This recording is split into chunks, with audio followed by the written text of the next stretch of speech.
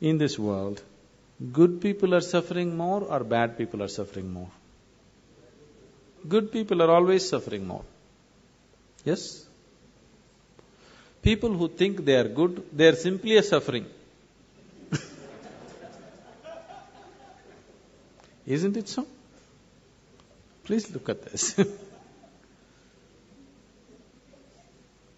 Now, first of all, how did you become good? He's not okay, she's not okay, he's not okay, he's not okay, he's not okay, she's not okay. Compared to all these people, I am a good man. From where did you get the idea that you are good? Tell me. You have compared yourself with lots of people and you labeled everybody as bad. And now you feel good. Somebody who thinks he is very good, in his mind, nobody in the world is okay. The more good you think you are, nobody is okay for you. Is that so? Isn't it so? People who believe they are very good people, nobody wants to go anywhere near them because they're so good, no life can happen. Your goodness is only in comparison with something else, isn't it? Yes? And you establishing yourself as good and making all these people are totally wretched people, then I am a really good man, isn't it? Isn't it so? Good people won't get anywhere, either in this world or in the other world. Can you take a joke? Do you have good digestion?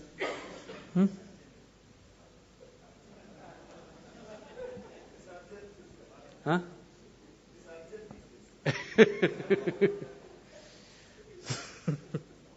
I'm not talking about that digestion. One day, in his previous life, Shankaran Pillai was a good man. After a brief illness, he died. Being a good man, he naturally went to heaven. He landed up at heaven, there at the reception committee of angels, opened his account book. Page after page, good deed, good deed, good deed, good deed, good deed. Cover to cover, only good deed. Then the angels were in confusion. Then they came to Shankaran Pillai and said, Mr. Pillai, there's a little problem here. He asked, what is the problem? He said, the angels said, see here we have various kinds of accommodation in heaven, various levels of accommodation. One bad deed means highest heaven, sea front view. 2 bad deeds, next level of accommodation. 3 bad deeds, next level of accommodation, like this. But no bad deed. We don't have such a place. We really don't know what to do with you. You are the first man to come like this. Shankaran Pillai thought, what nonsense.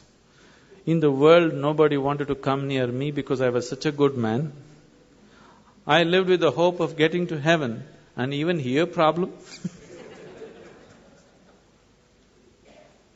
Then the angels had a discussion and they arrived at a conclusion. They said, don't you worry, Mr. Pillai, we have found a solution. Your body is still intact there. We'll give you 3 hours of life. Just commit 1 bad deed. We'll put you in the highest heaven. Nothing is lost. Lo, Shankaran Pillai became alive here. Then he sat there thinking how to commit a bad deed. An hour and a half passed away. See, he's not like you, he has no practice.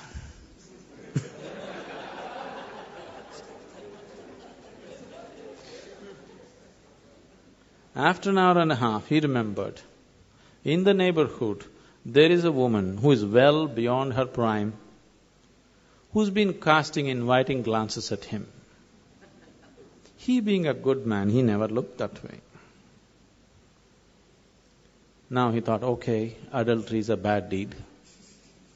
Because after all, he's going to do whatever he is going to do just to go to heaven.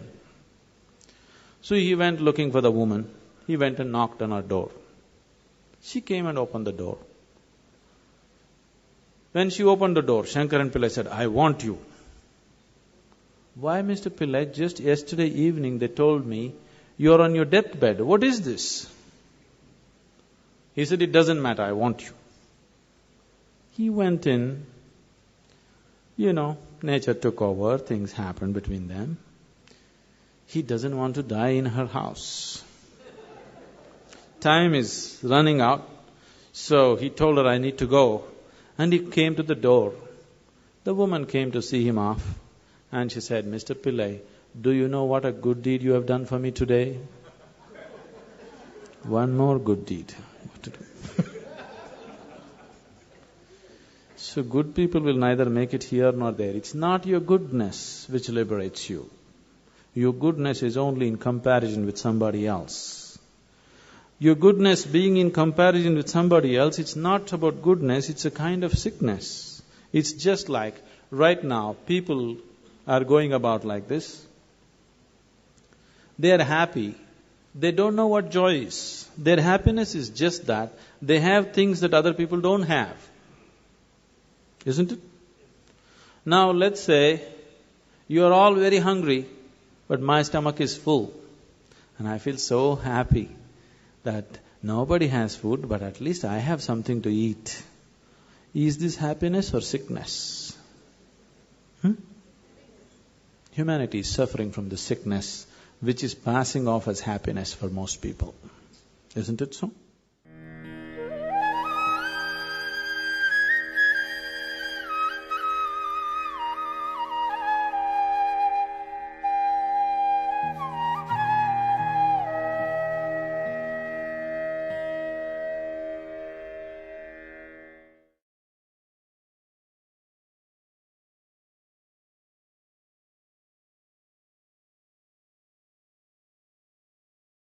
Very good afternoon, sir. My name is Sushant Kumar Kushwaha. I am a research scholar from PSU and very much fortunate to have a time to clear my doubt from you, sir. My question is, I have lost my spark, okay, and I am not a very much consistently motivated person. Okay. I have lost my motivation. How to regain that? To live my life and lead in a joyful way, so to regain your inner peace. Thank you, sir. See,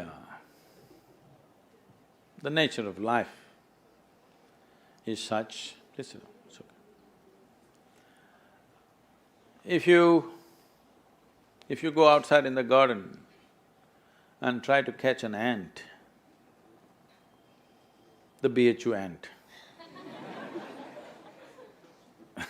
who is born here, who's grown up here and probably he'll die here, that BHU ant, if you try to catch him, he'll say, "Okay, to hell with my life, okay, crush me if you want." Is it so?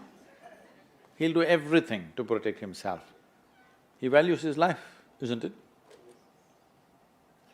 Very much or no? Tiny little creature that we may not even notice, we may step on him without even seeing him, unfortunately. But he values his life immensely. Does he or no? He's got spark. But you, a human being, at least on this planet, you're the peak of evolution, physiologically at least. Yes? If other behavioral aspects, if we may have questions but physiologically at least, the most evolved creature on the planet.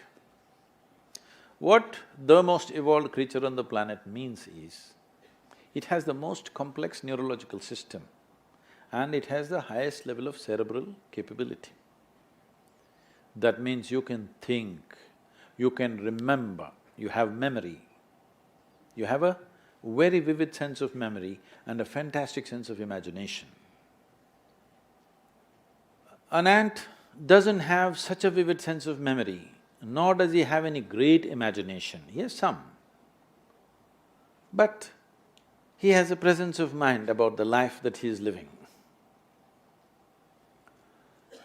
Because the education systems that you're going through right from kindergarten level is such that it is about everything except you. It's about everything else. Somebody is PhD in tourism, somebody is PhD in biotechnology, somebody is PhD in something. Nothing about this. How does this function? There is no attention at all. A human being functions. You have a Kala Bhairava temple here. What this means is, a human being exists in 3 times. He lives because of the richness of his memory. How rich is your memory determines what you will do and what you will not do right now, isn't it so? So memory is important, the present experience is important, and how vivid is your imagination for tomorrow is very important. Right now the problem is, these things have all gotten mixed up because discipline of faculty has simply not come. Nothing has been taught to our children that there needs to be… Discipline means people think English kind of discipline, walking like this like idiots. Discipline of faculty is not there. Because of this, your own mind turns against you. What happened 10 years ago, you still suffer? Hello? What may happen day after tomorrow, you already suffer? Because there's no discipline of faculty. You don't know how to use your memory, you don't know how to use your imagination. Your memory makes you suffer, your imagination makes you suffer, and you think you're suffering your life. You are not suffering your life, you're only suffering the 2 greatest faculties of being human, vivid sense of memory and a fantastic sense of imagination, isn't it so? If you suffer the greatest faculties that you have, what can we do with you? If you suffer an ailment, understandable. If you suffer a disability, understandable. If you suffer your ability, hopeless case. Yes or no? You're suffering your capabilities. If you're suffering your disability, it's all right. You're suffering your capabilities.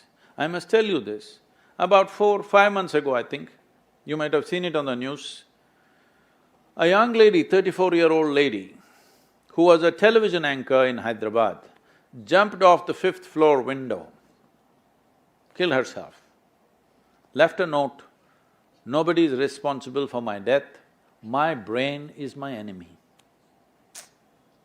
How many million years it took to get this brain to this size, and now it becomes your enemy? She articulated this, but this is true with almost 90% of the human beings. They are suffering their own intelligence, isn't it? If you take away half their brain,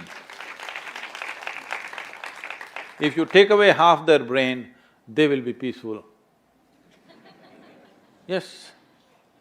And that is why a whole bunch of idiots are going about saying that the ultimate goal of life is peace of mind. Such people will only rest in peace. Now you, young man, university life, if somebody is not keying you up all the time, it could become too easy, Even I remember, when I went to the university, most of the time we were in the canteen or in the garden. The easiest part of my life was university. I think… I know nobody's going to like it but I think this university time must be shortened unless somebody is producing something brilliant. They must be chucked out within 3 to 4 years' time, everybody. If they're doing something very focused and very intense, they must stay. Otherwise, see, this is all I'm telling all of you young people. Do whatever the hell you want in your life, but you must be intensely focused on something. If you're not investing in anything, your life, it will just go waste.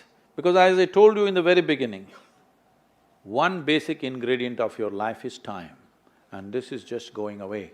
Already you're 2 hours closer to your grave since I came here. Yes or no? 2 hours closer to Manikarnika. Yes or no? Yes, you are not immortal, it's just a limited amount of time. Are you a precious life, I'm asking? Is your life precious to you? Then you must decide where you want to invest this life. If this is precious, if this is worthless, throw it somewhere. If this is precious, invest in something worthwhile, isn't it?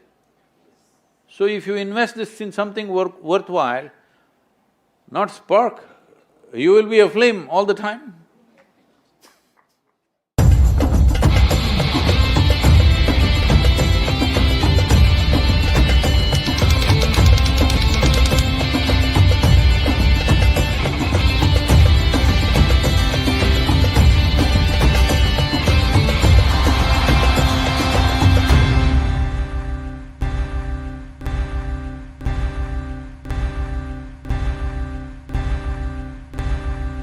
How much of one's life is a result of their past karma? Are the injustices and unfairnesses that one faces in one's life a result of their past karma? If so, do you accept these injustices and find solace in the fact that, okay, the karma is being cleared, even though it might seem detrimental to our lives in so many ways? Samantha, you're old enough for this. I'm not saying you're old, I said you're old enough. Do you still expect the world to be fair to you? That's why I'm asking this question. Can I blame it on my past karma is what I'm asking. I want the world to be fair to me is a schoolgirl question. By now you should know the world is not fair. It will not be fair to you. But if you dig deep into yourself and have a taste of life, not a taste of your thought and emotion, the taste of life that you are, then you will see life is not just fair, it's just fantastic. So, do you want fair life or fantastic life? You must decide. I've noticed this, that beyond the material ego, there is now suddenly a widespread… Who's this ego guy, your friend? Is all around me. And in my industry, the heights of it. So beyond the material ego, I've noticed there's now widespread spiritual ego. I've come across a lot of people who are now on a spiritual path, not you, Sadhguru, who consider themselves superior to people who are not on a spiritual path. How would you advise such people to ensure that they don't fall a prey to this new spiritual ego? First we'll address this ego guy, okay? If you show me where it is, I'll fix it right now. I wish I knew where it was, it just keeps coming suddenly. So, you don't know where it is. The thing is just this, say at certain moments, as a person, as a woman, you are a beautiful person, wonderful person, I mean. I'm sorry, I didn't say only at certain times you're beautiful, you're always beautiful, but certain times you're wonderful, all right? Certain moments maybe you're nasty, possible. So whenever you're nasty, you say, it's my ego. Why don't you say, it's me, I'm sometimes wonderful, sometimes nasty. If you see this, naturally nastiness will go down. But if you say, whenever you're nasty, Mr. Ego does this, and you don't know where he is, you don't know his address or ID, nor do you know his phone number, so how do you fix this guy? So everybody has this going in their life, because this is spiritual jargon without being spiritual is all over the place, particularly in India, because we have, 15, 20,000 years of spiritual history, so we know all the words. We know what Atma, Paramatma, this one, that one, Ahankara, everything we know, words only. Words only, noted. So we can just throw words like this and confuse the Western population quite a bit. Because if you come here, they'll say Mukti, Shakti, this one, that one, all kinds of things. I know a lot of people who've gone and set up spiritual centers in the West, particularly in America, because they just know one chant, just one chant. Okay, asatoma sadgamaya, with this they run the whole thing. So unfortunately, spirituality, in some ways it's come there. It's come there because there is need in the society, there is not enough source. Because of that, people are manufacturing this here and there. This happened, a few years ago, 16 years ago. And I was in United States and then somebody in the office, our office told me, Sadhguru, did you know every day 100,000 people are typing out the word spiritual? I said, is that so? Type it out and see what comes out. Are we even there in the picture? They typed out spirituality. First thing that comes up is a spa in Mexico. You've been there.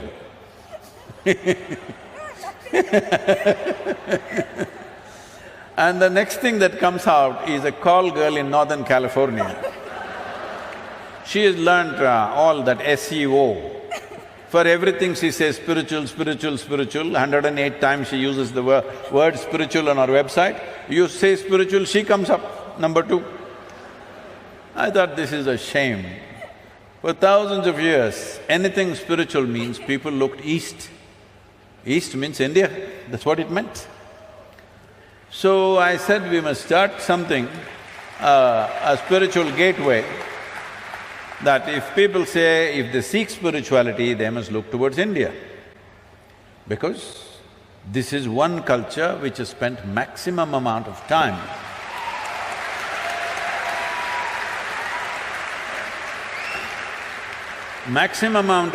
exploring human consciousness and the mechanics of what a human being is, how this functions on the surface and its very core. How does this function? What can we do about it? This has been explored. I'm not saying this out of my Indian origin, I'm saying this after looking at the world closely, that nowhere else has it been looked at like this. So, I said, we must start a spiritual gateway, India, the spiritual gateway. I must tell you this, till about 15 years ago, I had not met a single guru in this country. I just did not meet, I was just busy doing my own work. I never thought I had to go and look for somebody, I had never been to any other ashram anywhere. And then I thought, okay, let me make an attempt, then I started making phone calls. They all received my call pretty well and then I started visiting some people and started putting together. We had one meeting with 125 gurus. We made this thing that nobody talks about their philosophy. You keep your philosophy, this is just a meeting. This is just about how to enhance your ashram or your yoga center, whatever you have, how to enhance the quality. We will teach you management, we will teach you branding, we will teach you how to make a website, we will teach you how to present yourself to international community. Your philosophy, we don't touch, you don't touch mine, I don't touch yours, you do your own thing. Because that is the beauty of this culture, that it can exist in hundreds of forms, thousands of forms, and it's okay with us. So when I went about doing this, well, I met many wonderful people, but at the same time, at least 60 to 65%, it hurts me to say this, I found that if I walk into an airport or a golf course, I meet better men than in the so-called spiritual centers. Because it's full of jargon, no heart, no depth, no profoundness, simply one chant, one nonsense, one philosophy that they read somewhere. It's going on like this. This needs to change. So to bring this profoundness to people, as people get closer to me, I get harder and harder and harder. Those who are very close to me, I am bloody cruel. Yes, because just to bring integrity into spirituality is so hard. Because the moment they get spirituality, little, like you said, you're calling it spiritual ego, I call it spiritual airs. They get spiritual airs, air bubbles get in their head. Suddenly they start acting funny They start saying things that don't exist. They start talking about nonsense that nobody understands. If you speak something, whatever nonsense you speak, people in front of you must understand, otherwise why the hell are you speaking? Because the purpose of speech is to make somebody understand what you're saying. No, if I say something that you don't understand, I become big, you become small. This is rubbish. This is going on for too long. So, this whole spirituality as a thing, unfortunately, has fallen on bad times, but slowly it is rising because people's longing is increasing. I must tell you this, 40 years ago when I first started the programs, in our engineering programs, in various different forms, 85% of the people used to come to the programs only for health problems. Only 12–15% came to know something. Today, over 90% of the people come because they want to know something, experience something. Only 8 to 10%.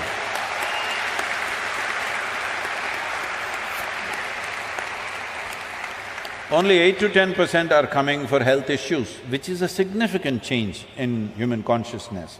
About this ego business, this is one thing we must settle. See, within you, is there only one person or two? I think one. You think one? I'm going to go with one. One. That means you're an individual. An individual means, the word individual comes from indivisible. You're not further divisible, that's good, you're an individual. If you are two, then you're either schizophrenic or possessed, psychiatrist or exorcist. Either a psychiatrist or an exorcist has to come. So this is very important, everybody settle this, that don't talk about Atma, Paramatma, ego, this one, that one. You are an individual. What kind are you? Are you a wonderful one or a nasty one? Fix the damn thing.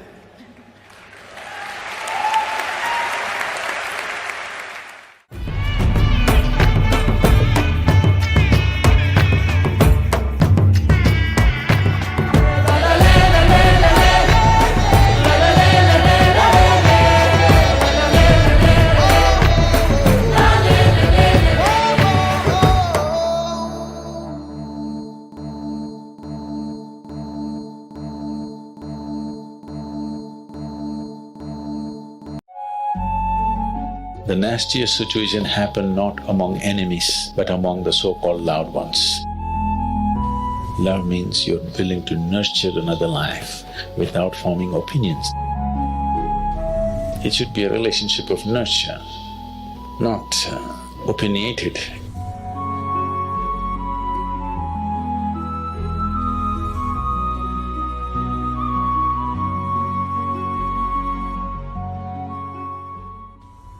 These are not your loved ones, these are your extra limbs.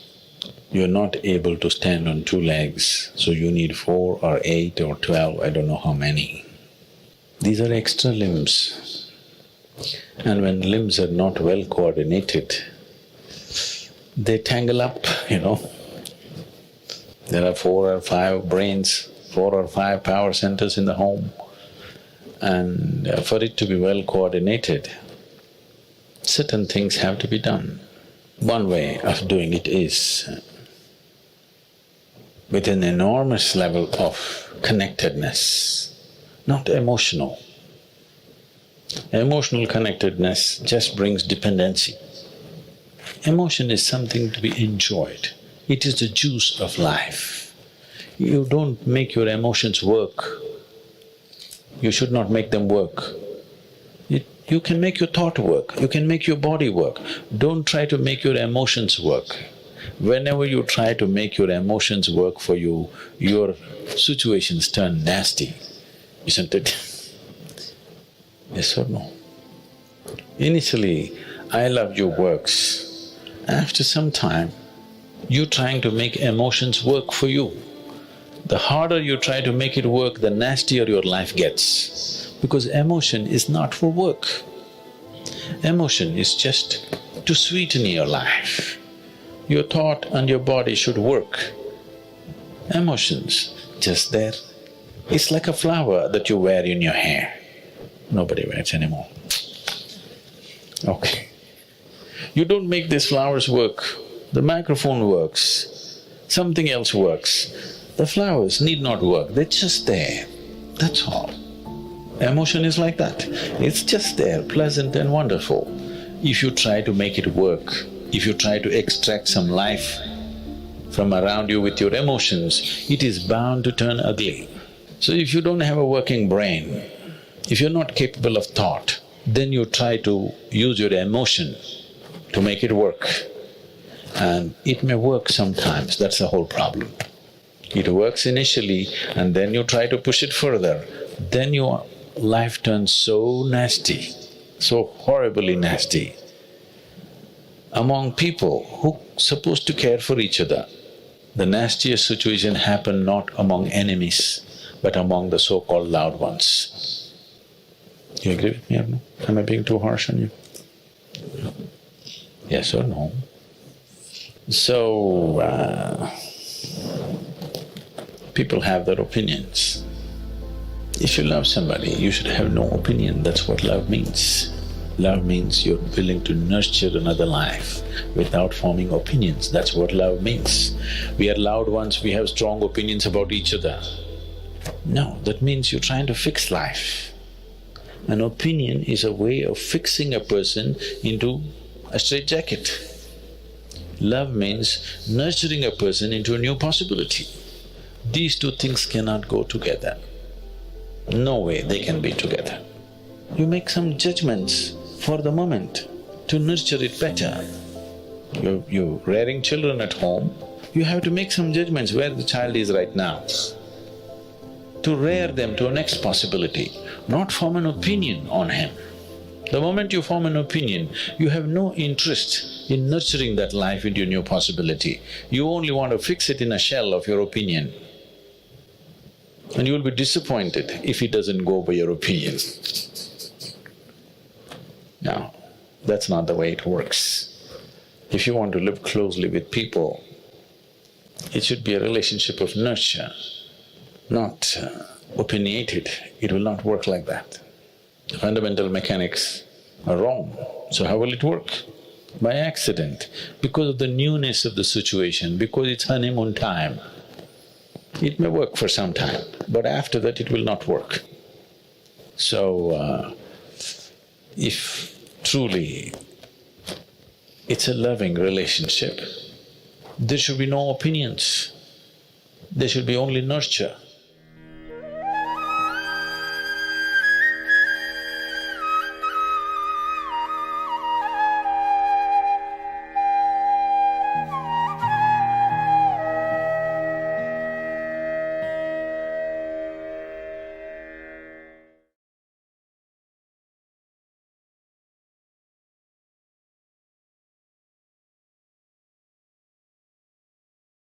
You don't die in one day,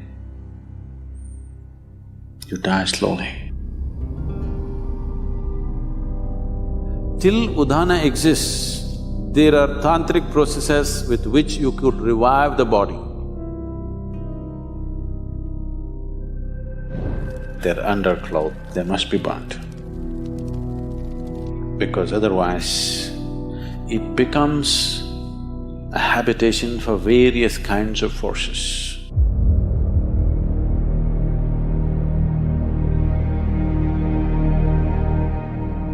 Namaskaram, Sadhguru.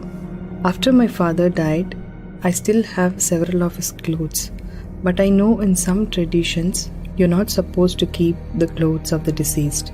How should this be handled? When you were born,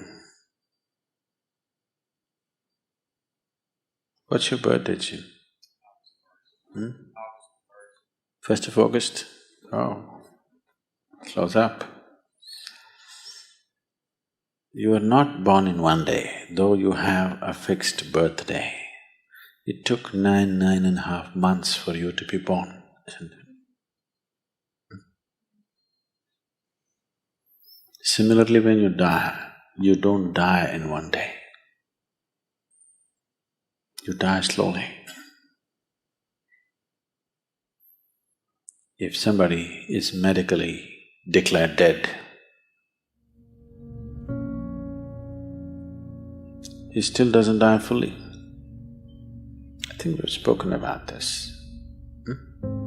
The 5 pranas, they start withdrawing slowly, step by step. The physical life energy, which generally is referred to as pran or prana, has 5 basic manifestations. There are 10, but that'll complicate. The 5 basic manifestations. These are called samana, prana, udhana, apana and vyana. Let's say if a doctor is observing and they declare that person at a particular moment that he is dead now. In the next 21 to 24 minutes, samana will start exiting. That means samana is in charge of maintaining temperature in the body. First thing that starts happening is body starts cooling down. The traditional way of checking whether somebody is dead or alive is they'll feel the nose. If the nose has gone cold, that's how they concluded that he's dead. They wouldn't check the eyeballs and other things, they would just check the nose. If nose has become cold, that means he's dead. So samana exits at that time. Somewhere between 48 to 64 minutes, prana exits. After that, between 6 to 12 hours, udhana exits. Till udhana exists, there are tantric processes with which you could revive the body.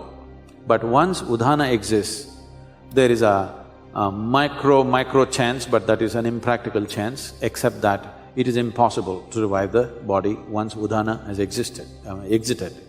The next thing is apana, somewhere between 8 to 18 hours, this exits.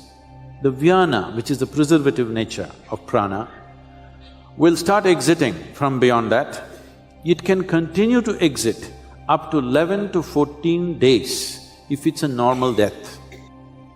It happened one day, Shankaran Pillai was rummaging through the closet, and after some time, wife came and asked, "What are you doing?" He said, "No, nothing. I'm not doing anything, nothing." The wife said, "What are you saying, nothing, nothing? I've been watching you. Last half an hour, you're reading our marriage certificate. What's the matter?" Shankaran Pillai said, "I've been looking for the expiry date."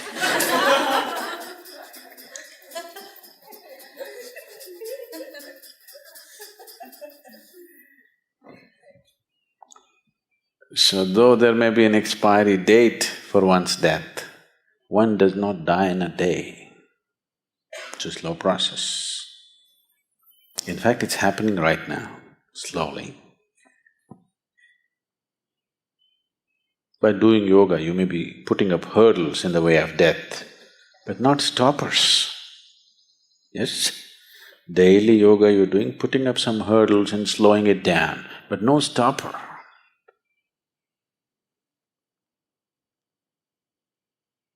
So, today you know that from your old clothing, we can take your DNA. After you're gone, after 100 years later, we can clone you. Yes? Yes or no? You know? So who you are,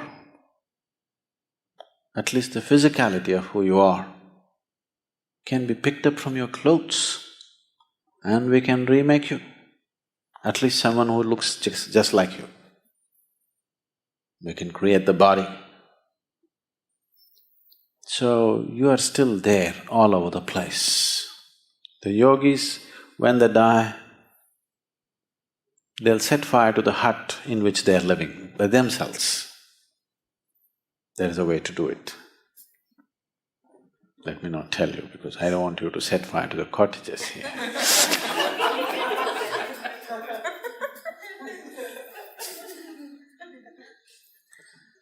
So they always set fire to the hut in which they are living because they don't want even a single molecule of DNA to hang around and live, because in some way your physical body is still hanging around. If they can recreate your body from that, obviously it's hanging around, isn't it? So everything that I have touched, you want to burn. Everything has to be cleared up. It's because of this. This is the one main reason why people want to keep their physical possessions so minimal on the spiritual path. If you enter a sannyasi's room, you will see there'll be 3 pairs of clothes neatly folded and kept, just this thing to drink water, 1 plate to eat food, and just 1 single sheet to sleep upon, and that's it. No one extra item, because he does not want to touch too many things in the world. He wants to keep it to at most minimal, because he knows if he spreads his body all over the place, gathering it and going will be very difficult. That is why he does not form any physical relationships of any kind, because he understands if he leaves his body all over, when the time to gather comes, it's going to be extremely difficult. People who are off your body are unwilling to come with you when you want to go. They won't come. They'll all say, "I love you," but they won't come.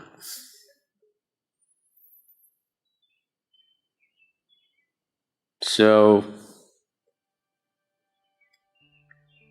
when someone dies, depending upon who he is, accordingly these things must be handled. In today's world, when people have gathered enough clothing for 3 lifetimes, enough footwear for 10 lifetimes, burning all that would be sheer waste. And anyway, their way of existence and the way they exit is such, invariably they have to find root in this earth once again. No point burning all that. At least those things which are very closely, intimately involved with the body, like their underclothes and other things, must be burnt. They must be burnt. Because otherwise, that being will not go easy.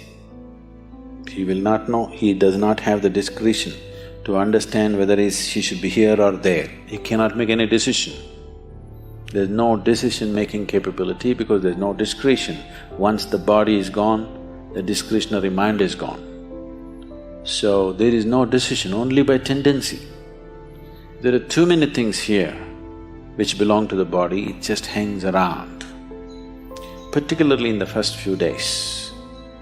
So, in one's home, if there are lots of used clothes, which is a problem with the Western world again, because of the type of clothing and the structure of the society, the things are such, you may be wearing a jacket for 6 months and it may not be washed. Yes? You use it and you hang it there, because it's a cold country and maybe you don't sweat so much, use it and put it there. Such a thing is not possible in India. If you use something, it has to be washed now. The nature of the clothing, the atmosphere and the social structures are such, but that is changing again there also, because most people are wearing clothes made in China, not anymore made in India. So, the type of clothing they are using, naturally they use it and hang it, they don't use it and wash it. All these things were taken care of, every aspect was handled, but we are losing it in a big way. Because these clothes are repeatedly used and hung there, you can actually experiment. Well, today the dogs are there. If you bring a police dog, if you put 1,000 jackets here and ask him to point out which is Jim's jacket, he will just go and point out. Yes? Not God, just a dog.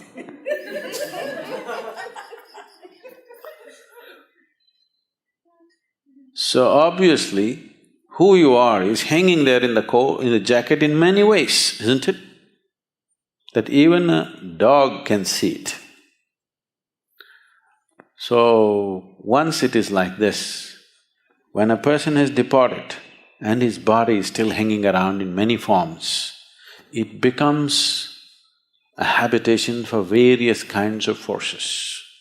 Not only for that person's energies hanging around, for various other kinds of forces. Unoccupied body, your jacket is, in a way, which is not a good way to leave it. So, either they immediately wash it. In India, if they're expensive clothes, they will wash all the clothes. Within the first 10 days or 11 days, they'll wash all the clothes and distribute it to many places, never to one place. You don't take all your clothes and give it to one family.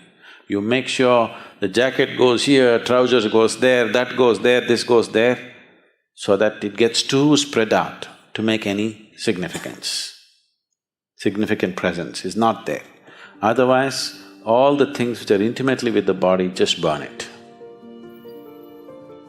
One of these things must be done. Either you must give it away across the 50 states so that the old man does not remain confused as to where to go, or you must just burn it up.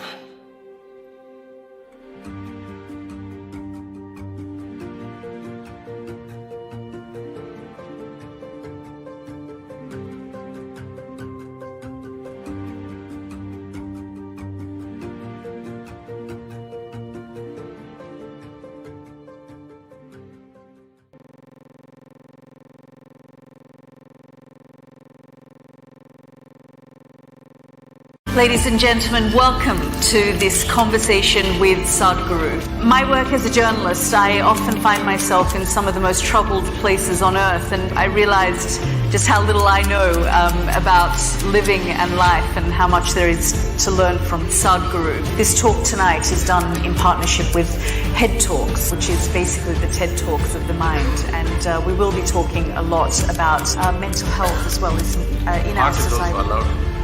Heart is also allowed. Heart is also allowed, great. We'll talk a little from the heart as well as the head.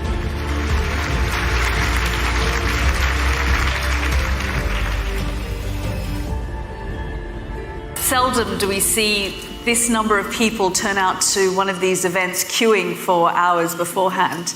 But that really comes down to the power of Sadhguru and the visionary that he is. He obviously needs no introduction. As you know, he's a mystic, a visionary, a yogi, a teacher, a humanitarian, and someone that we can all learn something about how we live life. Just earlier, we were speaking in the green room about some of the atrocities and some of the things that have happened over the last few weeks and the sorts of things that we witness on a daily basis. And the kind of conversations that we were having in there, I realized just how little I know about living and life and how much there is to learn from him.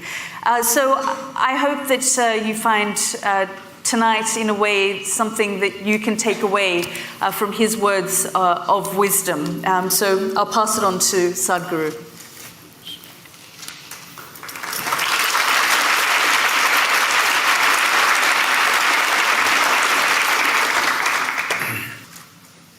Jananam sukadham maranam karunam milanam maduram smaranam karunam kalavashadiha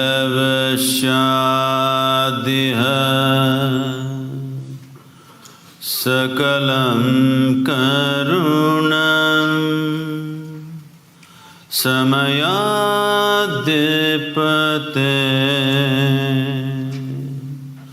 akilam karunam. Good evening everyone. Sadhguru, can you tell us a little bit about that chant and what it means? Well, I'm just not going by the word meaning, but the overall meaning would be, birth is a certain pleasure and joy, but death is compassion. When you have lived enough, the relief of death is fantastic. The worst thing that could happen to you is that suppose you have to live forever.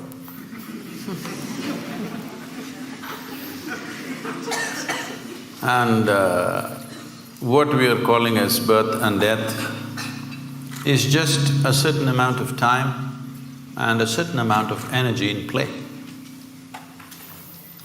Time-wise, no matter who you are, what you are, for all of us, time is rolling away at the same pace.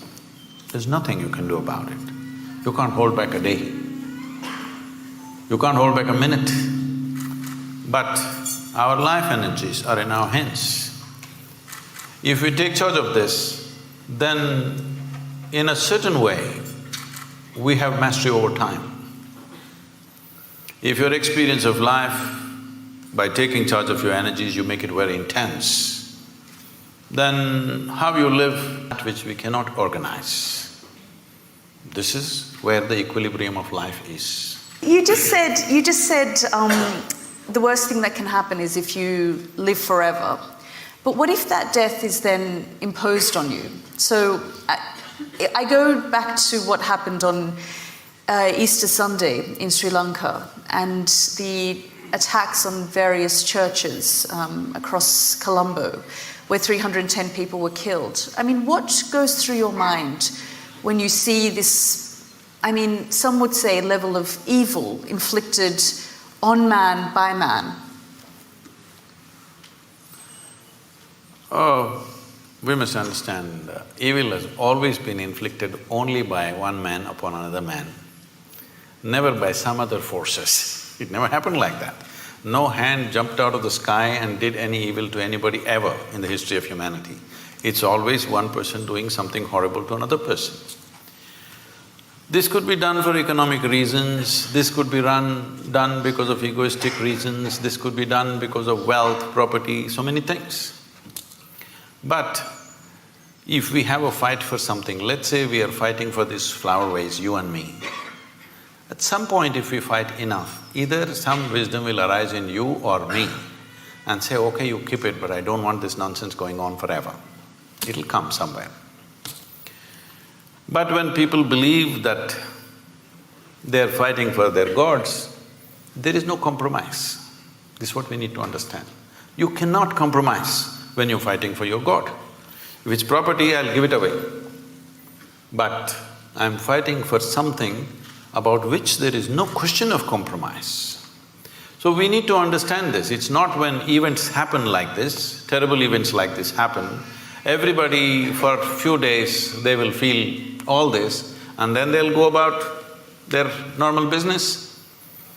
We must understand the moment you believe something and I believe something else, it's just a question of time when we are going to kill each other. Maybe we will, or maybe our children will, or maybe their children will, but it's bound to happen. When you believe something, when you believe means just this, what you do not know you assume and you concretize this assumption in your minds and you gather numbers.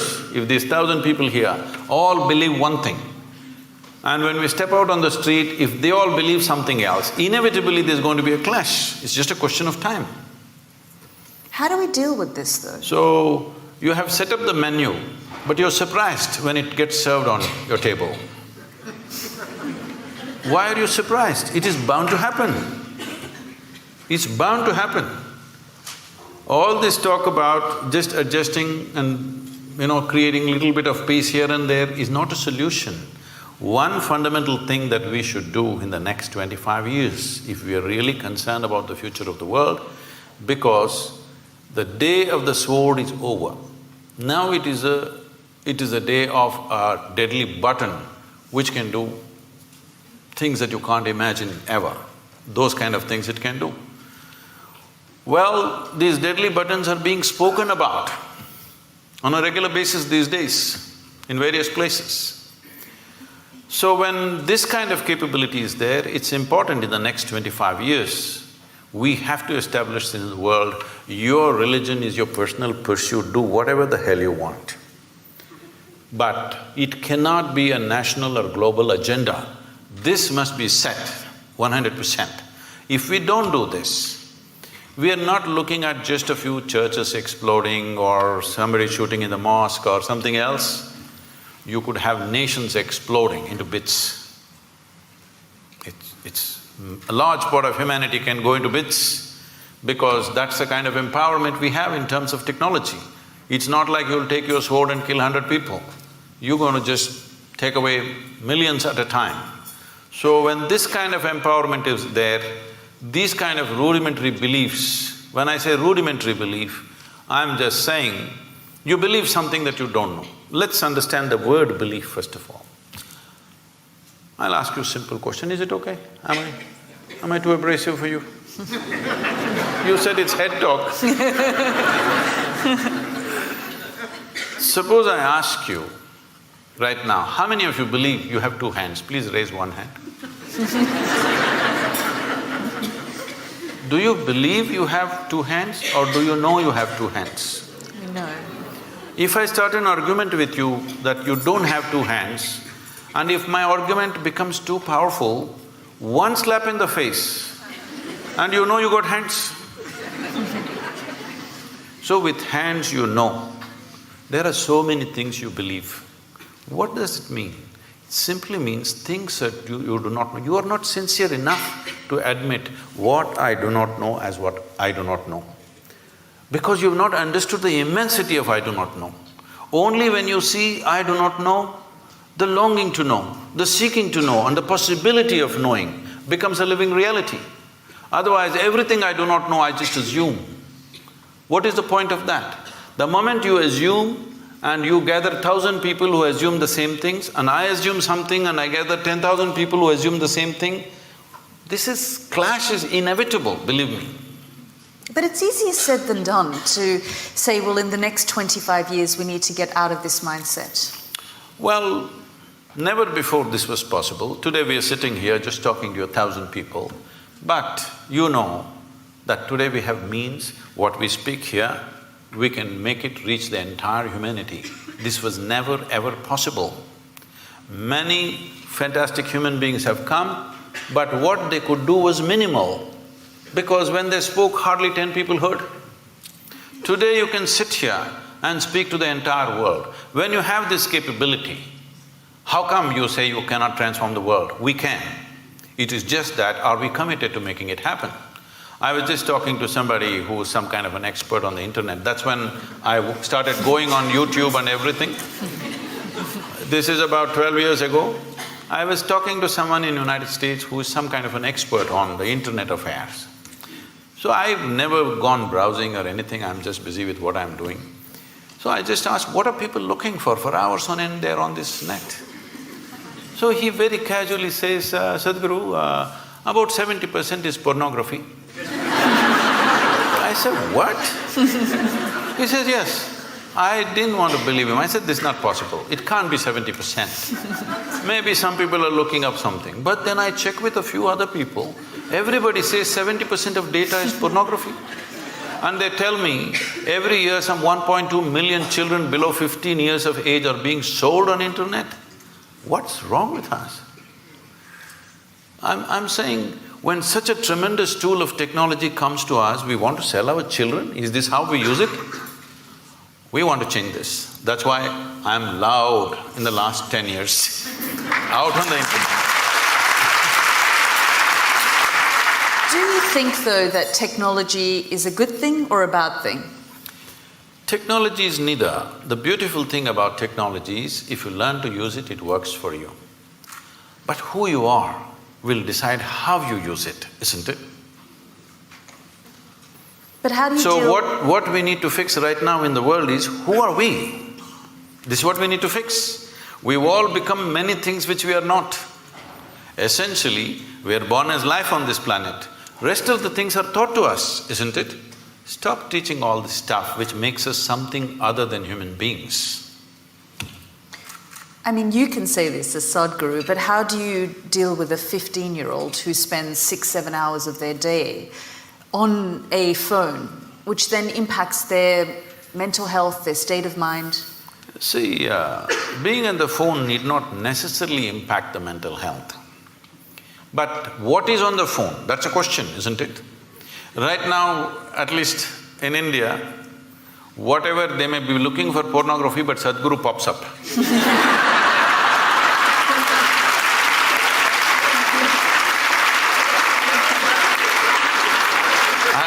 I'm telling you, I'm saying this with a certain glee because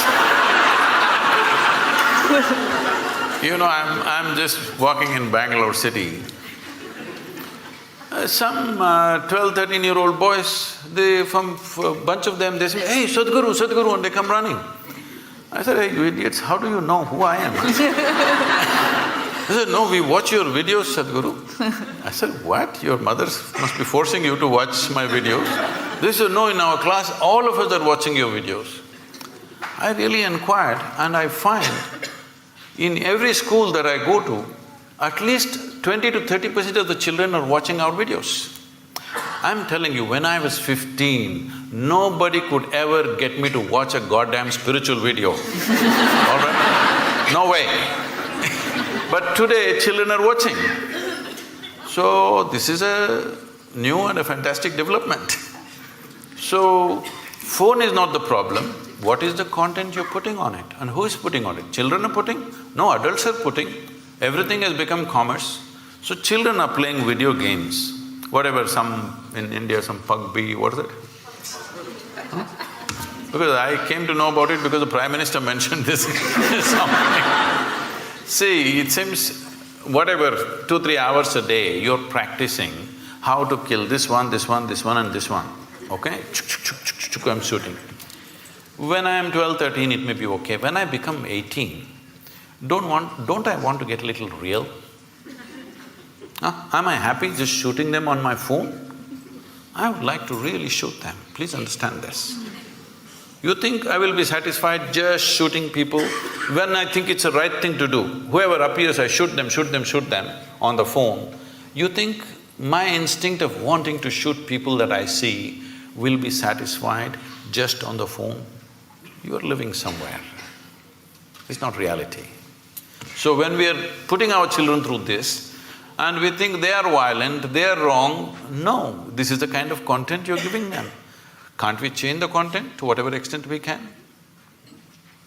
I mean, but there are a lot of studies that have been done that the internet is causing a lot of angst for young people. See, the studies goes on about everything. What is not causing angst, tell me? Everything is. And the studies keep changing all the time. Yes, there is some kind of impact of a screen time because of the type of light it emits. People lose their ability, because they're going on this late night, they cannot sleep properly. Because they cannot sleep properly, next day morning there are many troubles. All these things are rolling up. Today in United States, they have technology de-addiction centers, where like AA or something, they have technology de-addiction centers where people go there and it's a big thing that you can live without a phone. It's a huge achievement that you kept your phone away for whatever number of days. So, technology is not the problem. Compulsiveness is the problem, isn't it? If you're compulsive, even the food that you eat, if you eat compulsively, won't you get sick? So for compulsiveness, there's only one cure, consciousness. There is simply no other cure. You can make adjustments. Can I say a joke? Is it okay? Please, of course. On a certain day, an office colleague, a young woman, asked Shankaran Pillai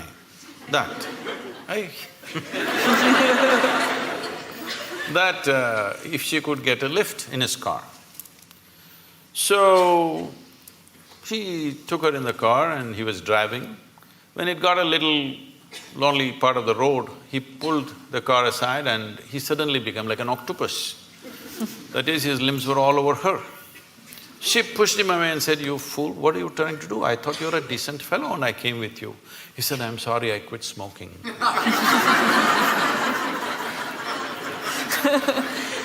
then tell us, how do we get to a point of consciousness then?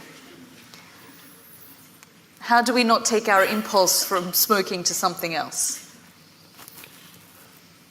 See, we are misunderstanding consciousness as just mental alertness. Mental alertness will help you to survive better. Consciousness is not about that. See, you know that you exist right now only because you're conscious, isn't it? You are conscious right now. That's why you know that you're here. Suppose you fell asleep. You don't know that you exist, isn't it? You don't know the world exists, nor do you know that you exist, simply because you're somewhat unconscious.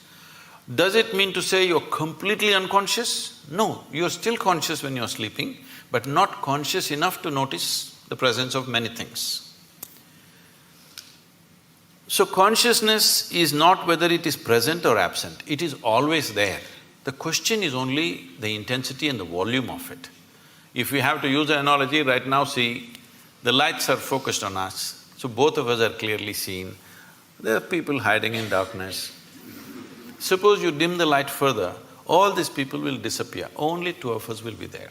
If you increase the voltage, suddenly they will all appear. They were always here. They were here all the time. Because the lights were dimmed, I could only see you and nobody else. If the lights were up, then you could see. This is all consciousness is. Everybody is conscious. Question is how conscious. So to increase or to raise consciousness, what have we done in the societies? Our entire education system is just about survival, one being better than the other. How can you be conscious when you're competitive? When all you want to do is be better than somebody. Your only joy is other people's failures. How will you be conscious? When you're enjoying other people's sufferings, other people's failures. This is what being number one means. I'm the number one means what? You're number 10. That's my joy. So I think this is sickness. From kindergarten, you're spreading this sickness into children and you expect them to be fantastic. It won't work like that. So do we need to change our systems? Oh, definitely.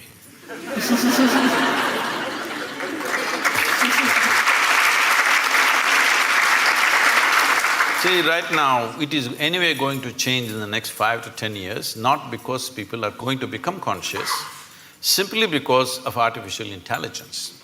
For a long time, I always wondered, even when I went to the school, an idiotic person who's read a book a few years ahead of me suddenly is acting like they're something superior. Just you read a book few years ahead of me, and how come you're so superior? I don't understand this. If you're a scholar, you read a few books. If you're a religious person, you read just one book and somehow you're superior. How come just by reading one book ahead of me, you become a superior life? All this is going to be demolished in the next 5–10 years' time. My phone will be able to do 10 PhDs a day. It has enough memory to do that. So all scholars, religious people, people who just keep on vomiting their stuff that they've read elsewhere, this will be nothing. This will be nothing.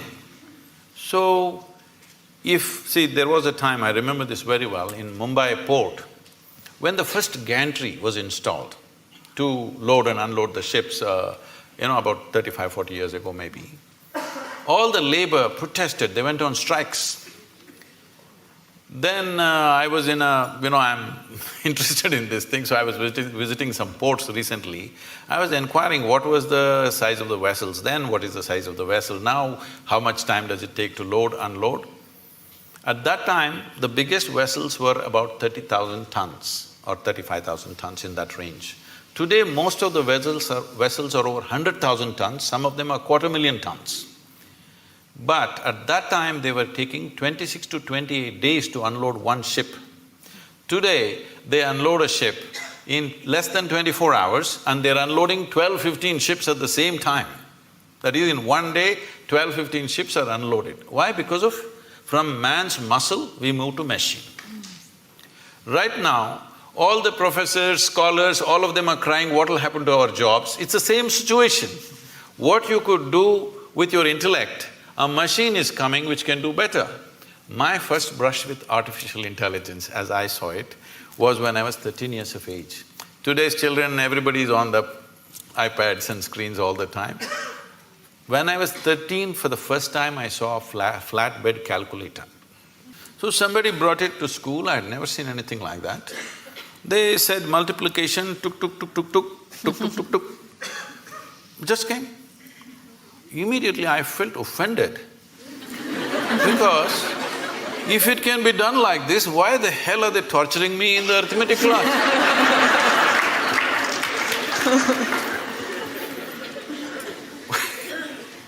So then I imagined if there was a calculator for physics, chemistry, biology, everything, how wonderful. It took 50 years. Now it's coming. All the best for the children of the future, because they don't have to go through this torture of simply trying to retain something in your memory and believe that your memory is intelligence. Your memory is not intelligence. Your memory is a certain capability, all right, but intelligence is a different dimension of life. Consciousness means pure intelligence, unsullied by memory. Now if I look at you, oh, I know Elda, oh, she's good, she's bad, she's my friend, she's my enemy, this, that, so much nonsense in my head. What happens now is, I don't see you the way you are right now. Yes? If my intelligence is sullied by my memory, I cannot see you and experience you the way you are right now. If I don't see you right now the way you are, I cannot see this flower the way it is right now, I cannot see the sunrise, I cannot see the sunset. For everything I have a stupid meaning in my head. There is no meaning in the phenomena of life. There is no meaning to sunrise, there is no meaning to a flower, there is no meaning to a cloud, there is no meaning to anything. It's just that it's fantastic, that's all. Meaning exists only in the psychological framework of the human being, and these meanings are simply because we are constantly dipping into our memory. In traditional terms in India, when we see people living out of their memory, we say, "Ayyo karma." That means past memory is ruling them. They will never experience life. They will just recycle the same stuff. Is it possible to shed or leave behind memory? I'm sorry? Is it possible to shed or leave behind your memory? See, you don't Because have to it's shed part of your your memory. identity. No. If you shed your memory, you will again walk into the same pits that you walked in the past. Memory is not to be shed, it needs to be carried little loose, that it is not sticking to you all the time. See, your entire body right now is just memory. There is evolutionary memory, there is genetic memory, there is karmic memory, there is conscious, unconscious levels of memory, articulate and inarticulate levels of memory. In yoga we identify your existence as 8 dimensions of memory. This whole thing is memory, isn't it? See, you may not remember how 10 generations ago your great-grandmother looked like, but her nose is sitting on your face. Body remembers, isn't it? 100%. It doesn't matter where you go, what you do in your life, this body retains every bit of that memory, isn't it? So, this existence is memory, but do you want to use this body and this bank of memory that you have in your mind as a platform upon which you sit, or do you want to carry this on your head? This is the difference. Being conscious means you sit on this platform. Being unconscious means you carry it on your head, the burden of it. You mentioned artificial intelligence. Are you worried about the future? No, this is the best time for me.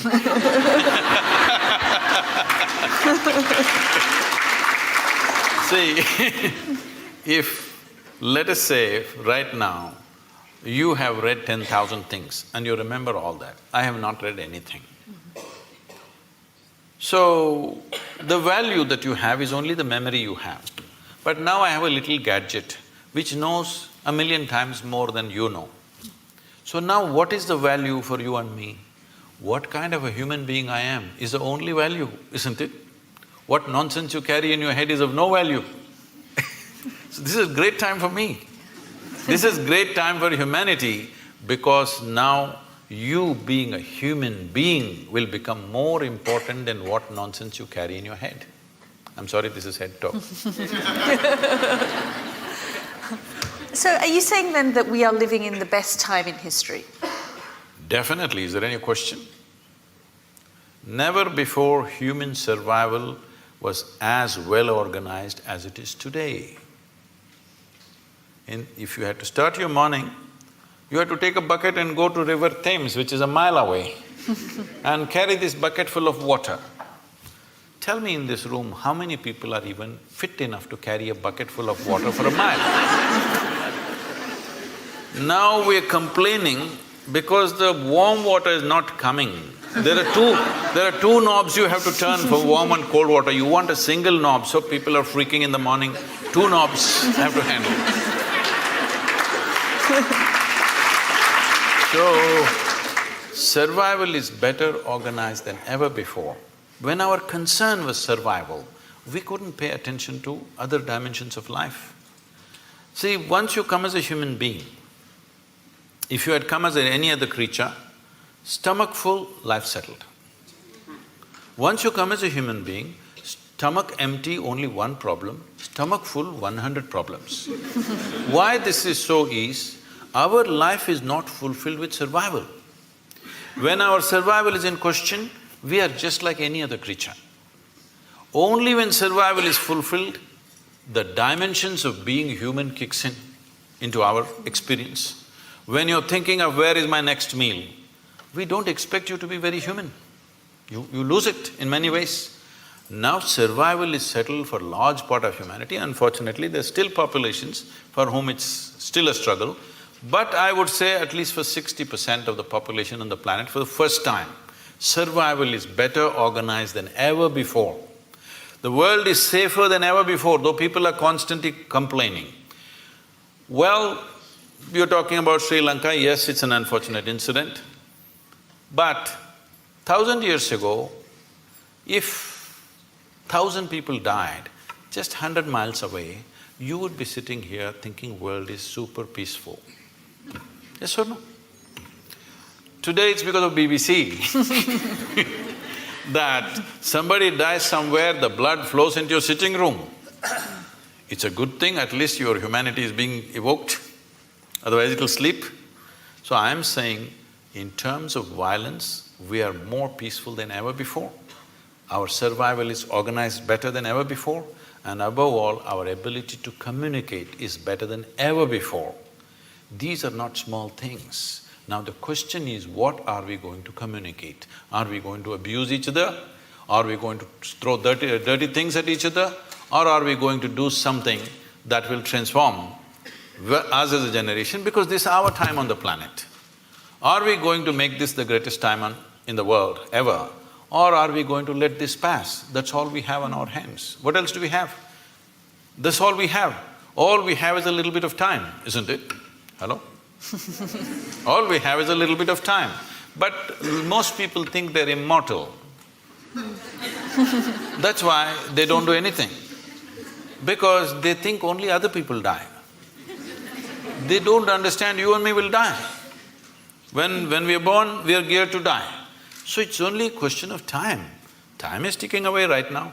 As you sit here, from the time we came and sat here, we're 20 minutes closer to our graves, all of us. Yes, if you're conscious, if you think about death once in a way, it'll become a morbid thought. But if you're conscious that you're mortal, you would organize your time in the most productive possible way, isn't it? Are you worried about global leadership, though? I mean, you say we're living in the best time it's the best time for us in terms of survival and technology, but if we look at the global phenomenons at the moment, I mean, even if we look at what's happening in this country with Brexit and identity politics and people feeling like they need to belong to a certain type of thinking or group on either side of the spectrum, is that not dividing us more and more? See, I think this reaction is happening not just here, in many places across the world. I've been talking to media and others saying, don't push the pendulum too much on one side, it'll inevitably swing the other way around.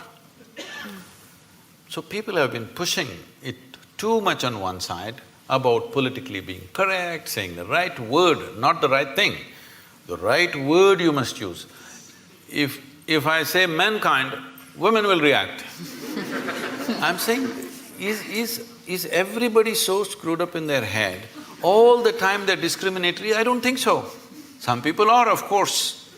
But today it's become like this. You know, it was very natural for me, if you see a child, you want to pick up the child, you want to do something, you want to talk to them, you want to hug them, whatever, because it's like a fresh flower.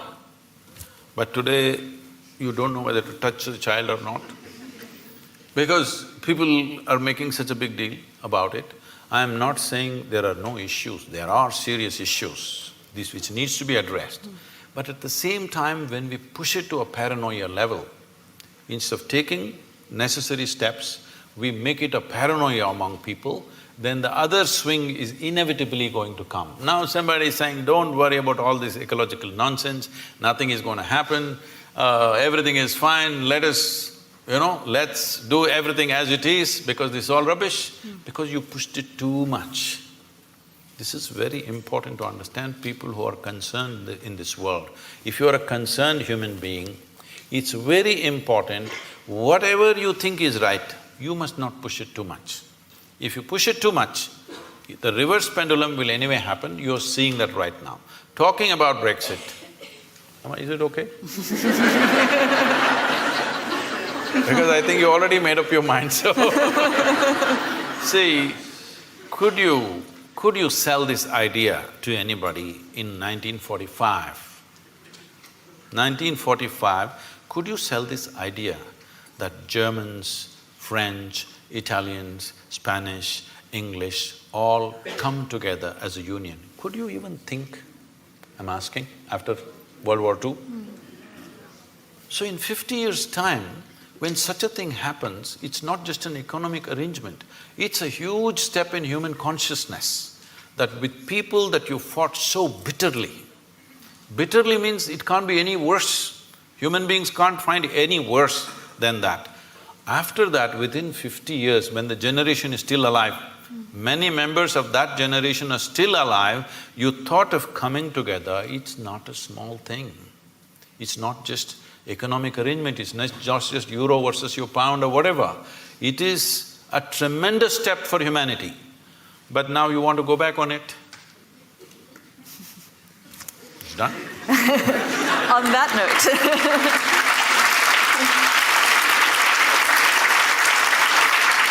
On that note, I just want to open up to the audience and give you a chance to ask some questions from Sadhguru. Just stand up, introduce yourself, and we'll start here on the front row. I'm Meenakshi and I work in technology, Sadhguru. So thrilled and privileged to be here, feeling blessed. Thank you. My question is that in Kali Yuga, is it possible to take the Advaitic meditative route to try and get in touch with your consciousness without a guru and the guru mantra? Or should one pursue Namasmaran and Bhakti Marg as the way one tries everything but is flapping in the wind? See, you're a technology person, and I'm asking all of you. Well, each one of you may have your own religious beliefs or whatever, but please look at it sincerely. Your belief is only to a point of convenience, isn't it so? Are you willing to believe to such an extent? You have children? Children? Yes. So, are you willing to leave the future of your children in God's hands and leave it, just do Nam Smaran and leave them on the street? Because, street is also in God's hands, right? Are you capable? No. Are you willing to leave your home, doors open, your wealth, everything open, because God is there anyway? No, you do everything that matters to you. You're keeping God as insurance. All right? So, when you're in this state of mind, don't talk about devotion, it won't work. Devotion is a fantastic thing. Devotion is another dimension of intelligence. But with the kind of education that you've gone through, and your intelligence has become very skewed just by exercising one aspect, that is the intellect. Right now, our education systems are exercising only one dimension of your intelligence, that is just the intellect. If I ask you a simple question, would you want your intellect to be sharp or blunt, all of you? Make a choice, I'm going to bless you. So you want it sharp. So essentially it's a cutting instrument. So let us say you have one knife in your hand and you want to do all the activity of your life with the knife. Well, you can cut things well with a knife. But if you want to stitch your clothes, you use a knife. You will inevitably be in tatters, isn't it? That's all that's happening today. Because you're exercising just one dimension of your intelligence, which is the intellect, which is a discriminatory, sharp instrument which slices open, dissects things. Now, I want to know something physical, I want to dissect it. Now I want to know you, shall we dissect you? Is that the way to know you, I'm asking? If I dissect you, will I know anything about you? Is it possible, I'm asking? By embracing you, by including you, I may know something. By dissecting you, what will I know? What will work for a physical substance, you're trying to apply to your own life. It's not going to work like this. See, the more educated people are becoming, the more disturbed they're becoming. Education should have settled them, isn't it? Education should have enhanced life. But tell me, who is causing maximum damage on this planet? Educated people or uneducated people? Hello? Educated people, isn't it? Educated people should have been the solution. Educated people are the problem.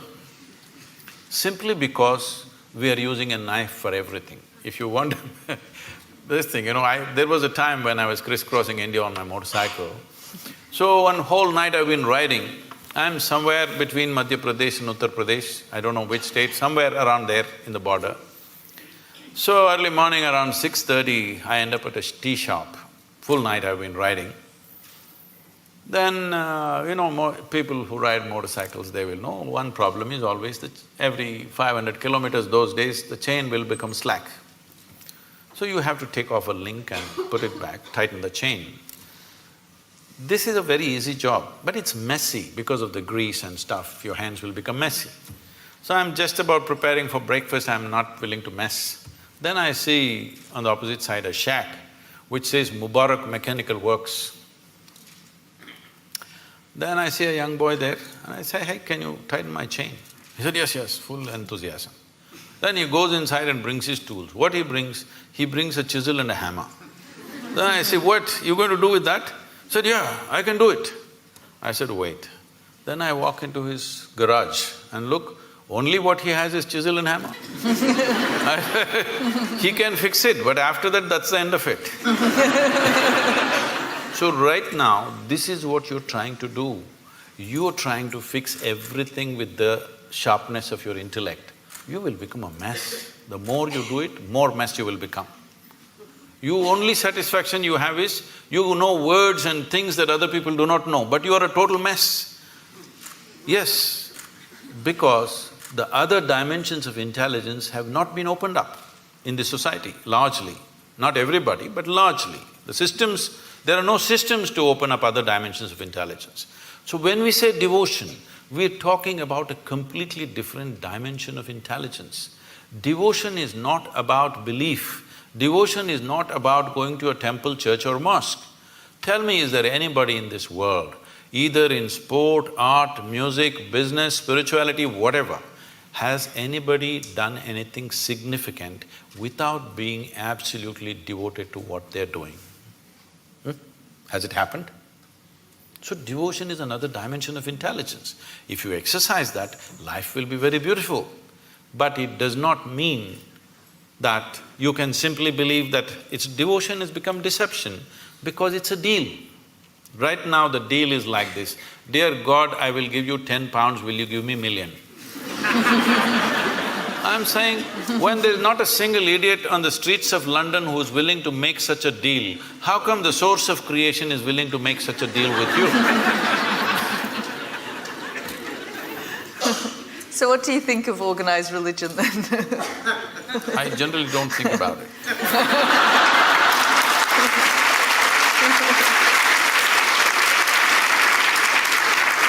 It is not that it has no use. See, if there was no religion, a lot more people would have lost their mental balance. It is a very inexpensive way of psychiatry. No, I'm saying, see, I want you to understand, the line between sanity and insanity is so thin. Don't think there are insane people and sane people. Every one of you are crossing the line here and there. Some people are not able to come back, that's all the difference is.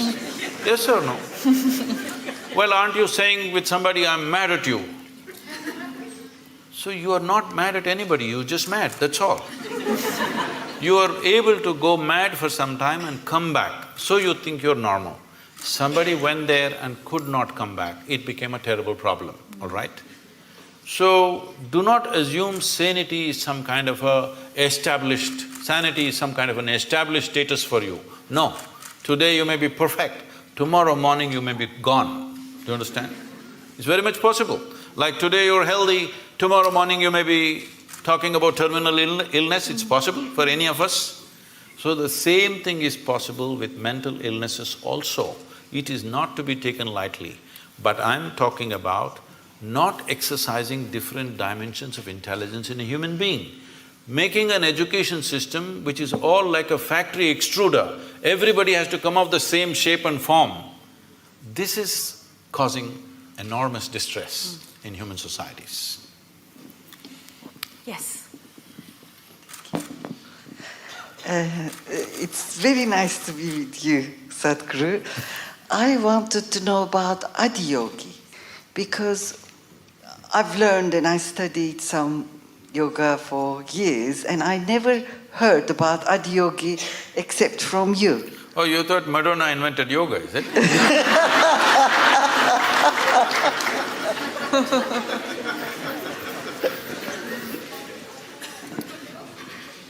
The word Adiyogi means the first yogi. We don't know the exact time, but it's somewhere over 15,000 years ago. That much we know because of certain relics we have found and certain things that have been said, certain astronomical phases that they've talked about.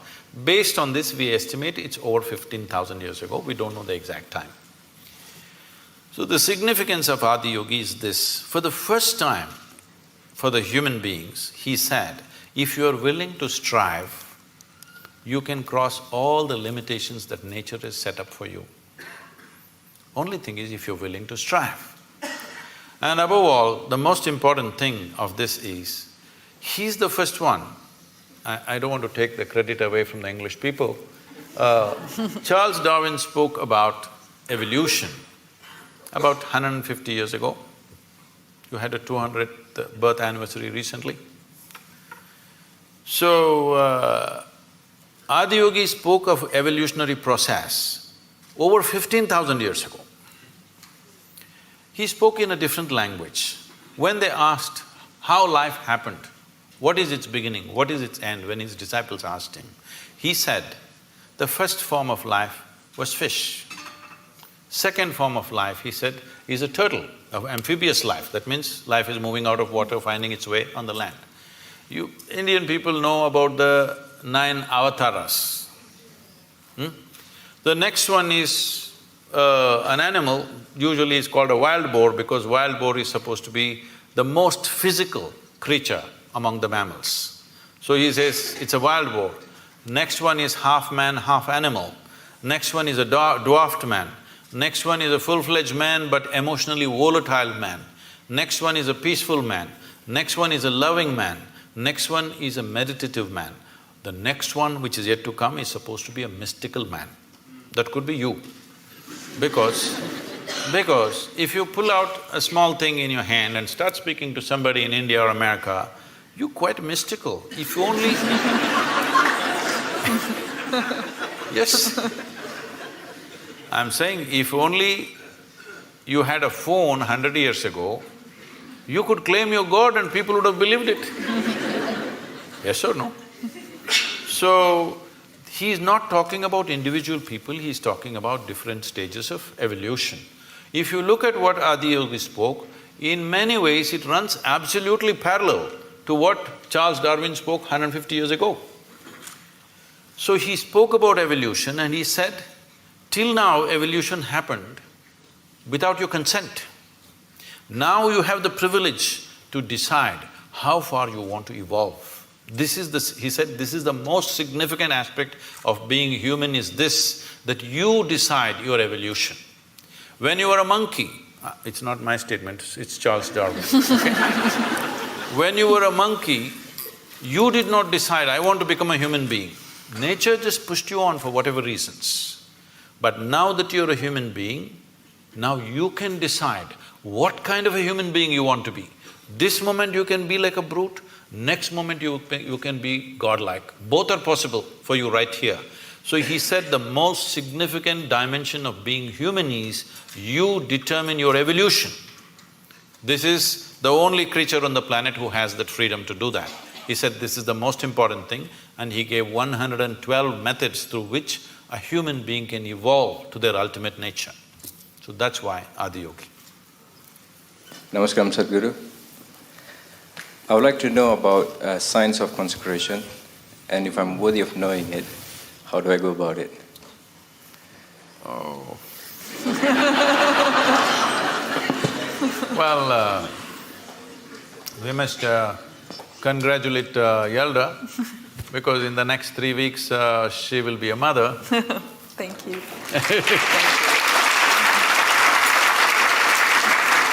This is terrible gender discrimination because only women are ever allowed this privilege.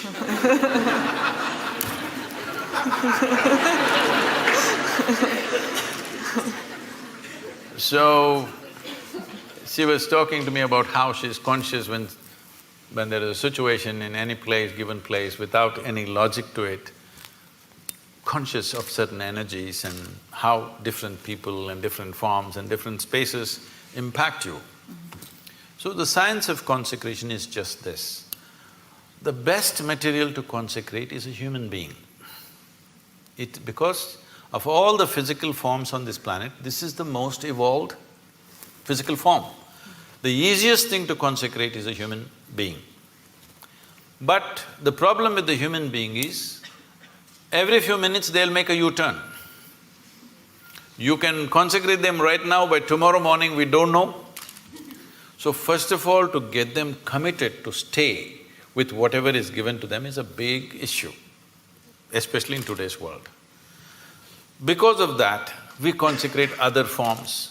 We always want to choose a form or a substance, first of all, which is of the highest density possible, because physical form, its strength and its integrity depends upon its density. So we normally solidify mercury to do this. This is called as Rasavaidya, which means it is the technology of solidifying mercury. People think it's a miracle. No, it's not a miracle. We use mercury as a process of consecration. The idea is it will change the very energy in which you are. Well, today our modern science is still busy studying physical things. Everything physical about you has been gathered from outside, isn't it so? Hello? What you call as my body is just a piece of this planet. You slowly gather it by the food that you eat. So if everything physical about you is just something else, not you, what you gathered cannot be you. What is you? Definitely there is a dimension beyond physicality. If you ignore that, there's simply no life. But right now, still the logic, the human logic which thinks it is scientific is still at this level of logic that except what I can measure on the instrument does not exist. So actually all of you do not exist because you cannot be measured. This happened to me. I don't subject myself to these indignities anymore. Way back, because of some obligation, I was in some institute, they said, we want to measure your gamma waves. I didn't know I had gamma waves. They said, no, there are gamma waves in your brain, we will measure it. So they put 14 electrodes into my body and they said, meditate. I said, I don't know how to meditate. They said, you teach everybody meditation. Yes, I do, because they don't know how to sit still. If you want, I will sit still. But this is the whole problem. Their problem is they want what kind of meditation? They want a name and the process, and they want to measure the result. So I'm not going to give them that pleasure. I said, if you want, I'll sit still. So I simply sat. After about 20 minutes, with some metallic object, they're hitting that funny place in your elbow, where it hurts most. Then I thought it's part of their experiment and I sat there. Then they're hitting my ankle, my knee. It became quite consistent and painful. Then I opened my eyes and said, am I doing something wrong? Why am I being beaten? They said, no, according to our instruments, you are dead. I said, this is a great diagnosis you have. But then they thought through and they said, no, it looks like your brain is dead. I said, I will stay with the first opinion. I am dead like this is okay with me. Brain dead if you give me a certificate. That's not going to be good. Why I am saying this is, the essential life that you are, you think you are going to measure it in some instrument? Only physical processes will measure, isn't it? And you know, everything physical about you is from outside, it's not yours. It's not yours, it's just a piece of the planet. So, you can't be measured, so you don't exist. What a great conclusion are you making? So what is consecration? Is a dimension of energy which is not physical in nature, but it's life, concentrated life, let's say. Consecration is a way of creating a very concentrated life process. If you walk in, it's like that. So, in certain cultures, particularly in India, every street we consecrated at one time. But people slowly misunderstood, thinking these are temples for worship, whatever, it all went into all kinds of things. But still there are fantastic spaces of consecration in that culture, you must come and experience this. These days they're measuring some bio stuff and all, they're saying some fantastic things happening, I don't know what their meters are. But I know this, the elder is saying she knows this, if you walk into a space, you know how alive or dead that space is. So is it measurable by something? No. Only life knows life. In life meets life, it knows. When life meets death, it knows. Is there some instrument to measure this? No, because all your instruments can only measure physical processes. So consecration is that concentrated life process. No human being should live in unconsecrated spaces. If you care for humanity, especially children below 14 years of age, believe me, if you make sure they spend a certain amount of time in consecrated spaces, you will not have any of this nonsense about adolescence problems. See, right now, toddler… if you're an infant, diaper problems, toddler means he's running away problems, adolescent means some other problem, middle age means crisis, old age means horrible. When are you going to live, I'm asking? You're looking at life process as a problem. It's not a problem. You are making it a problem because you're trying to fit life into your intellect. No, your intellect fits into this life perfectly well. If you try to fit this life into this intellect, it's not going to work. So consecration is a dimension and a science and a technology with which you concentrate life in such a way, if you walk in, your whole energy system bursts forth. You will see we have created spaces like this. If people just walk in, sheer intensity, simply tears start flowing. They don't know why. Simply the intensity of the place, simply tears start coming. You must every day, your cheeks should be washed with tears of love, joy and ecstasy. If this doesn't happen, you're not living yet.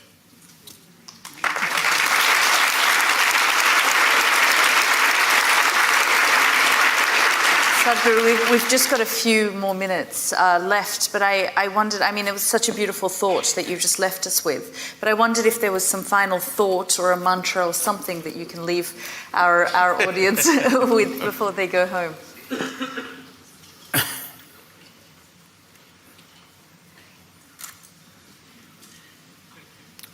See, this is what I would like to change.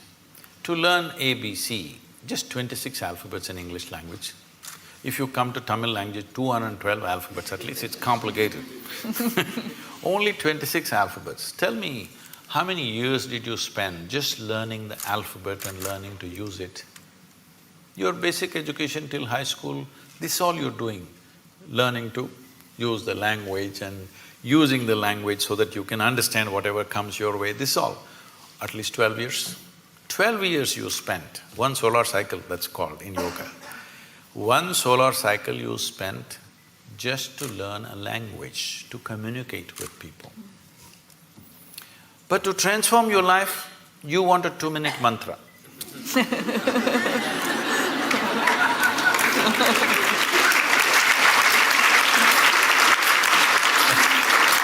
That is what Shiva is trying to say, because certain people told you that if you just utter this so many syllables, everything will be transformed. I'm not saying it is not possible. It is possible because sound has that power to transform if you use the sound right. But what level of preparation are you is the question. If you throw such a small seed somewhere, it'll become a huge tree. But only if the soil is fertile, isn't it? If you put it here on this platform, will it grow?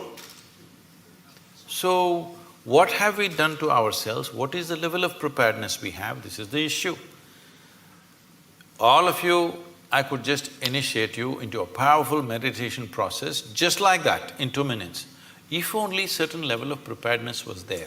But to do this, a few minutes of initiation, normally in our basic program we spend 30 to 32 hours of preparation because everybody has invested in all kinds of identities. People keep asking me, Sadhguru, what is the secret? How did you become like this?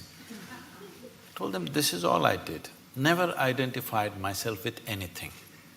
The moment your intelligence gets identified with something, you must understand this, the nature of the intellect is such, suppose you identify that you're a woman. Now your intellect keeps on doing rounds around that, protecting this gender all the time. Now you say, I'm English. Now it will go only around that, protecting that. Now you say, I'm a particular religion. Now it'll go only around that. Whatever is your identity, your intellect will serve only that. The moment you identify yourself with something, you have subjugated your intelligence to just self-defense and protection and survival. The intellect could have been a penetrating force to reveal life to you. Instead, you're using it to fight life, other life, because it's a defense mechanism. The moment I have an identity, I have to defend it, isn't it? Just to be here, without any sense of who the hell I am, you actually don't know who the hell you are. Hello? Assumed stuff, isn't it? Only because you dip into your memory. So if suppose Mr. Alzheimer visits you, suddenly you don't know who the hell you are. Even now you don't know. This is an assumption based on the accumulated memory. So if you just learn this one thing before you go to bed tonight, everything that you are not, keep it aside and go to bed, okay? Say right now this clothing, is this you? No. So you understand this, not me. It's not that physically you have to keep it aside. I'm saying, you know this is not me. Is this me? This is not me. Is this body me? This is accumulated, this can't be me, isn't it? It is said, if you live here for about 75 years, you approximately eat, depending upon your diet of course, you approximately eat between 12 to 1400 tons of food. Are you carrying it right now? Hello? Those of you who are middle-aged, are you carrying at least 600 tons? Where is it? What you thought was my body is coming and going all the time, isn't it? It's not even the same body. It's coming and going all the time. So this is not me, if you keep it aside. All the impressions that you have gathered, you also gathered from outside. Keep that aside. Everything that's not you, just keep it aside and go to bed and see if you can just be little conscious till that last moment till you fall asleep. Most people don't know when they fall asleep. Most people. When I say most, I'm being generous with percentages, 99. If you make a little effort just a little effort, a few days, if you make an effort to stay conscious till you fall asleep, you will see you will wake up like a newborn baby every day. And it's important. Why I'm saying a newborn baby, where Yelda will have this experience in a wonderful way? You will see the baby… What do you think he's trying to do? He's drinking life. You become like that. Why? Because you're just living in the capsule of your memory. You think you already got it. If you got it, you must be dead, isn't it? So people are practicing death in installments. See, if you're really super alive, it's fantastic. If you're dead, it's good. But if I want to torture you, what will I do? I will not kill you. I will make you half alive. That's torture, isn't it? This is what is self-inflicted for most human beings right now. They're keeping themselves half alive and they're wondering why life is such a torture. I just asked a simple question about a year and a half ago when I was in London. I was speaking to a very prominent group of people. I asked, how many people in London city can sit in the evening peacefully even without a glass of wine? They clearly said less than 1%. So to be healthful, you need a chemical. Today 70% of the people are on prescription medication of some sort. To be peaceful, you need chemicals. To be joyful, you need chemicals. To be ecstatic, of course you have ecstasy. I'm saying for everything if you need chemicals from outside, this is not a moral issue for me.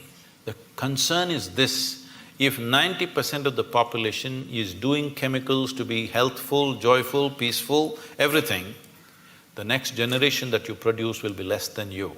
This is a crime against humanity. Next generation should be at least one step ahead of us.